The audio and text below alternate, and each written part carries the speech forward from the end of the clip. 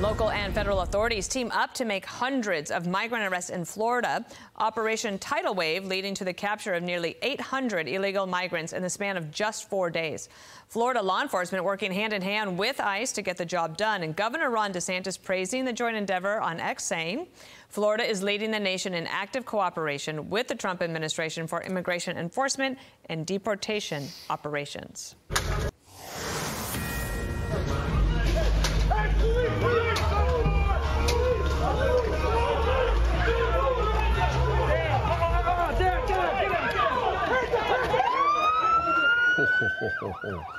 This is something else, and this video goes on and on. This is 3 a.m.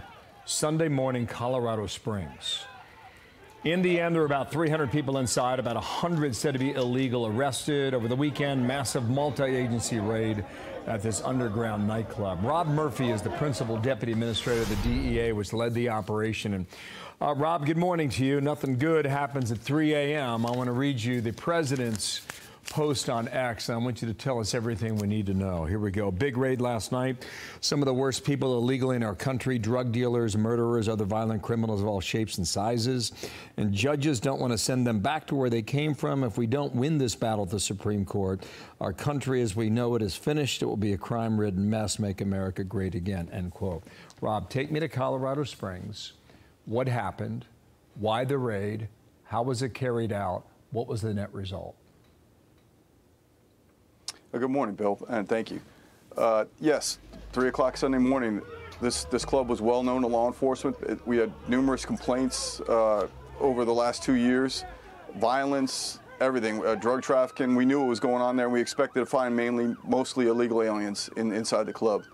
So there was a planned investigation for over a month. DEA did surveillance, controlled buys, everything else to develop what we needed. We knew that there was going to be armed personnel inside, security personnel who were actually active duty military. So in the planning of this, we have a pretty dangerous operation. We expected anywhere from 200 to 300 people in that club. There was over 200.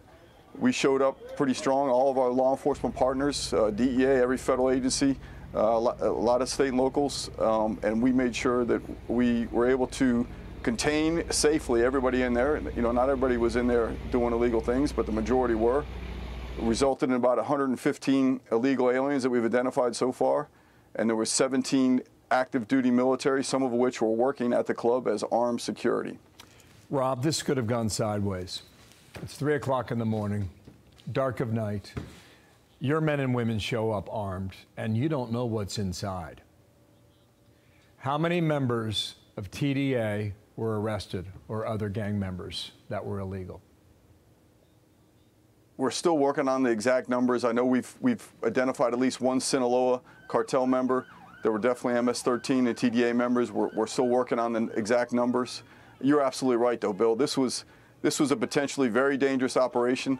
When we went in, somebody unknown to us sprayed bear spray, trying to prevent or hinder us from doing our operation. As you can see in the video, people ran in every direction, especially the people that are in there illegally had nothing to lose.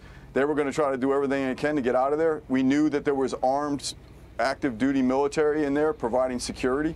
That gave a level of caution, and that's why we showed up with the president. We had over 300 law enforcement personnel, all working towards making this community safe.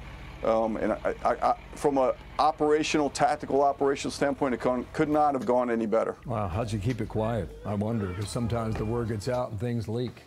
Let me read what Derek Maltz said, acting DEA administrator. He said, Colorado's ground zero is some of the most violent criminals in America. The command and control for TDA and the entire United States of America is right here in Colorado. Why Colorado? How do you answer that?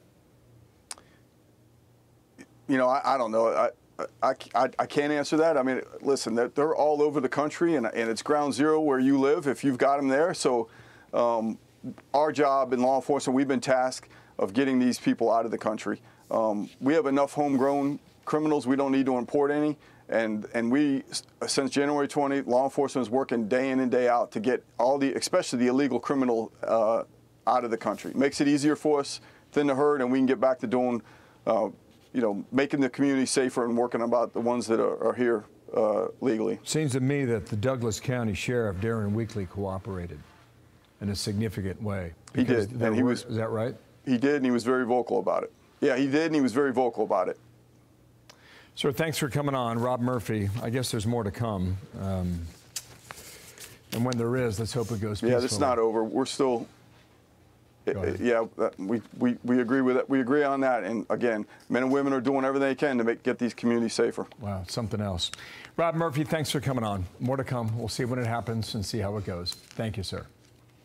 I'm Steve Ducey. I'm Brian Kilmeade. And I'm Ainsley Earhart. And click here to subscribe to the Fox News YouTube page to catch our hottest interviews and most compelling analysis.